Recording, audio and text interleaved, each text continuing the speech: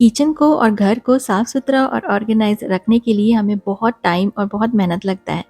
लेकिन अगर हमें कुछ टिप्स और ट्रिक्स मिल जाए जिससे आसानी से हमारा घर और किचन साफ सुथरा रहे और ऑर्गेनाइज रहे, तो काम भी कम हो जाएगा और टाइम भी कम लगेगा। तो आज मैं आप लोग के साथ कुछ ऐसे ही टिप्स एंड ट्रिक्स शेयर करूंगी जिससे आपको कम से कम टाइम में और कम से कम मेहनत में आपका घर साफ सुथरा हो जाए और ऑर्गेनाइज भी रहे। तो चलिए फिर शुरू करते हैं आज का video. Hello everyone, welcome back to my channel. Cooking के टाइम में ऑयल और मसाले के कारण हमारी जो टाइल्स है वो बहुत गंदी हो जाती है और उसके बाद इसको क्लीन करने में बहुत टाइम और मेहनत लगता है। तो बस इस तरह का आप गैस प्रोटेक्टर शील्ड को यूज़ कर सकते हैं जिससे आपकी टाइल्स गंदी नहीं होगी और मेहनत और टाइम भी बच जाएगा।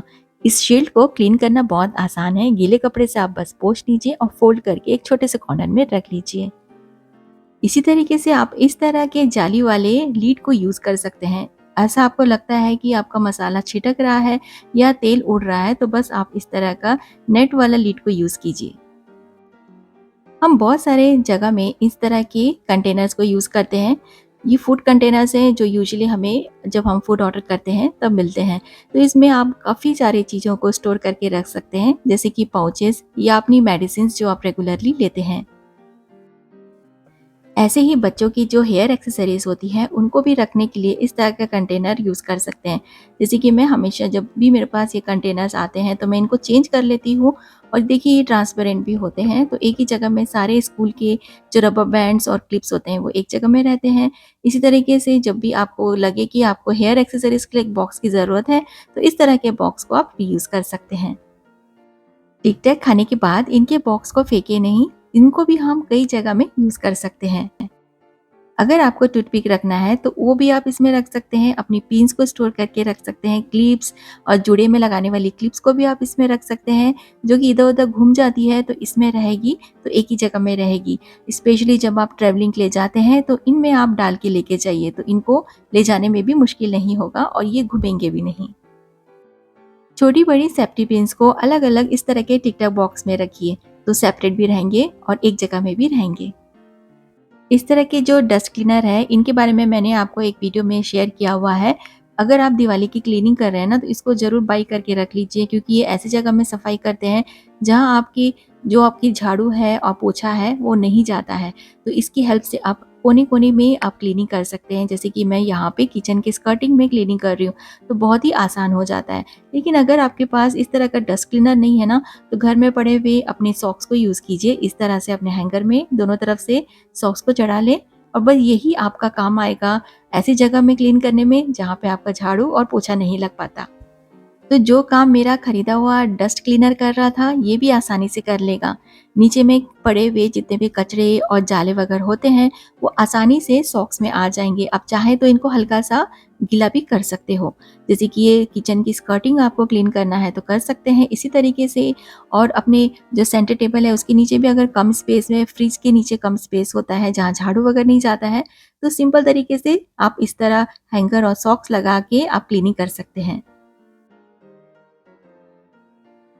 ऐसा वाला ब्रश भी मैंने आप लोगों के साथ शेयर किया हुआ है। जब आपको विंडो के नेट को क्लीन करना होता है तो बहुत ही आसानी से ये ब्रश आपको हेल्प करेंगे आपके नेट को क्लीन करने में, और बहुत अच्छे से ये क्लीन हो जाता है। लेकिन अगर आपके पास ये नहीं है तो आप अगेन सॉक्स को यूज़ कर सकते हैं। अपने दोनों हाथ में पुराने सॉक्स को ही लगा लें, चाहे तो आप इन्हें थोड़ा-सा गीला भी कर सकते हैं।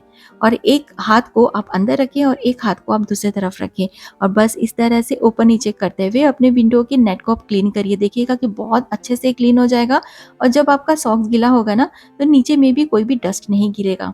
और सेम चीज़ से आप अपने विंडो की ग्रिल भी क्लीन कर सकते हैं। बस इसी तरीके से घर में पड़े हुए पुराने सॉक्स को अपने हाथ में लगाइए और अपने घर की जितने भी विंडोज़ हैं, उनके ग्रिल और आपकी विंडो के जो नेट्स हैं, उनको आप क्लीन कर सकते हैं। अब कुछ ऑर्गेनाइजेशन टिप्स देखिए। इस तरह के हमारे पास रोल्स होते हैं ना, ये हम डेली ही यूज़ करते हैं, लेकिन इनको रखने में बहुत ज़्यादा परेशानी होती है। चाहे तो आप इन्हें अपने बॉक्स में रख लिए, कोई भी लिड वाले बॉक्स में, ताकि अगर आप रेगुलरली इन्हें यूज़ नहीं करते हैं तो ये डस्ट फ्री और कॉकरोच फ्री रहे। लेकिन आप अगर रेगुलरली यूज़ करते हैं ना, तो इस तरह से आप स्टेपलर यूज़ कीजिए और इस तरह आप जो एक्स्ट्रा जो ओपनर है उसको आप स्टेपलर कर दीजिए और एक तरफ में होल करके एडहेसिव हुक में इन्हें हैंग कर दें। ये मैं अपने कैबिनेट का डोर को यूज़ कर रही हूँ, इसमें एडहेसिव हुक लगा हुआ है, बस एक रोल को मैंने इसमें हैंग कर दिया है। अब कैबिनेट के डोर में काफ़ी स्पेस होता है, जितने रोल्स हैं आपके पास उतने एडहेसिव हुक लगा दीजिए और बस इस तरह से हैंग कर दें। तो काफ़ी आसान हो जाएगा इनको स्टोर करना और ऑर्गेनाइज़ करना। स्टडी टेबल में स्पेस अगर बहुत कम लग रहा है आपको और आप चाहते हैं कि स्टेशनरी सब आप वर्टिकली ऑर्गेनाइज कर सकें, तो एक बहुत आसान तरीका है, आप हैंगर लें और उसमें इस तरह से आप कपड़े को स्टिच कर लें या इसे फेविकोल या फेविक्विक के हेल्प से इसे चिपका लें इस तरह से। इसी के साथ आपको चाहिए होगा रोल्स, जो हमारे पेपर रोल्स होते हैं उनके रोल्स को आप ले लो और कवर कर लें ताकि ये थोड़ा सा अच्छा दिखे। अब इसके अंदर ना हमें स्टेशनरी रखना है, तो नीचे में जो है उसको एक सपोर्ट चाहिए, तो मैं बस एक कार्डबोर्ड ले रही हूँ और रोल के साइज से मैं इसको कट कर लूँगी ताकि जो नीचे का पोर्शन है वो कवर हो सके। देखिए इस तरह से मैंने इसे कवर कर लिया है और उसको भी मैंने एक डिज़ाइनर पेपर की हेल्प से इसे कवर कर लिया है। बस इसमें आपको क्या करना है, इसको आप चिपका दीजिए। इस तरह से आप इसको चिपका सकते हैं। आप जितना चाहे आप इसमें रोल को लगा लें अपनी नीड के अकॉर्डिंगली। बस इसको स्टडी टेबल के ऊपर हैंग कर सकते हैं। अब बस इसमें अपने पेन, पेंसिल जितना आप स्टेशनरी रखना चाहें, ब्रशेस रखना चाहें, आप इसमें रख सकते हैं। ज़्यादा ऊँचा हैंग नहीं कीजिए, आपके बच्चों के हाथ जहाँ तक पहुँचे बस उस तक आप इन्हें हैंग करके रखिए। ये बहुत ही आसान तरीका होता है अपनी स्टेशनरी को ऑर्गेनाइज़ करके रखना। ना सिर्फ स्टेशनरीज, आप अपने बाथरूम में भी इनको यूज़ कर सकते हैं, टूथब्रश या टूथपेस्ट वगैरह को रखने के लिए। इवन किचन में भी यूज़ कर सकते हैं, स्पून्स और नाइफ वगैरह भी आप इसमें रख सकते हैं। कोई भी पार्सल में इस तरह के अगर आपको स्ट्रॉन्ग बॉक्स मिलते हैं तो इनको रीयूज़ ज़रूर कर लें, ये काफ़ी स्टोरेज के लिए काम आते हैं। इसमें कवर कर लें और इस तरह से आपको अगर हैंडल बनाना है तो कोई भी अपना जो शॉपिंग बैग होता है ना उसका हैंडल को आप यूज़ कर सकते हैं। तो इसको अगर आप ऊपर रखोगे कैबिनेट में तो इसको निकालना और रखना वापस ईज़ी हो जाएगा। ऐसे कार्डबोर्ड बॉक्स काफ़ी स्ट्रॉन्ग होते हैं, तो काफ़ी चीज़ें हम इनमें रख सकते हैं जैसे कि टॉवल्स, और हमारे किचन में ऐसे बहुत सारी छोटी-छोटी चीज़ें होती हैं जिनको रखने में बहुत प्रॉब्लम होता है, और हमेशा बास्केट लेने के बजाय इस तरह के कार्डबोर्ड बॉक्स को आप यूज़ कीजिए।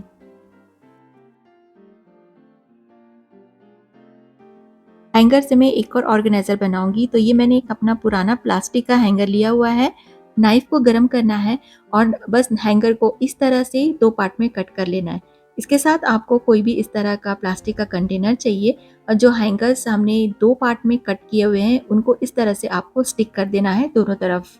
याद रखिए कि दोनों अच्छे से स्टिक होना चाहिए। अगर आपको लग रहा है ना कि हैंगर इस तरह से दब नहीं रहा है, इनको अगर आपको सॉफ्ट करना है, तो थोड़ा-सा इनको गरम कर लीजिए इस तरह से। हल्का-सा ही आप अगर गरम करोगे ना, तो ये हैंगर थोड़ा-सा सॉफ्ट हो जाएगा और इसको आप अच्छे से आसानी से फ़ोल्ड कर सकते हैं। अब ये वैसा ही बास्केट रेडी हो गया है जैसे कि हमें ऑनलाइन बास्केट मिलते हैं फ्रिज में लगाने के लिए, तो आप फ्रिज में इस तरह से आप लगा सकते हैं। अब इसमें आप अपनी अदरक, लहसुन, मिर्ची को या धनिया को स्टोर करके रख सकते हैं।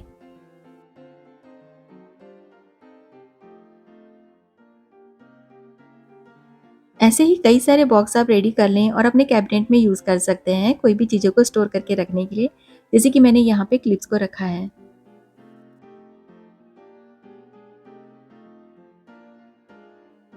और जो बचा हुआ हैंगर का जो पार्ट था ना, उसको भी आपको फेंकने की ज़रूरत नहीं। इस तरह का रोल आप ले लें और बस इसमें आप इस तरह से आपको लगा देना है। ये आपको काम आएगा अपने टॉवल को हैंग करने के लिए। तो ये जो टुकड़ा है निकला हुआ था हैंगर से कट करके, जहाँ से ओपन है वहाँ से मैंने रोल को डाल दिया है। अब रोल में ना मैंने ऐसा डिज़ाइनर पेपर लगाया है, अगर इसके ऊपर टॉवल मैं हैंग कर रही हूँ तो कितना भी खींच रही हूँ तो टॉवल नहीं गिर रहा। तो ये काफ़ी सिंपल सा ऑर्गेनाइज़र है जो आपको टॉवल हैंग करने के लिए बहुत काम आएगा। तो आज का वीडियो आपको कैसा लगा मुझे कमेंट बॉक्स में ज़रूर बताइएगा, आपके कमेंट का मुझे इंतज़ार रहता है। तो चलिए मैं मिलती हूँ आपसे नेक्स्ट वीडियो में। Till then bye bye and take care of yourself.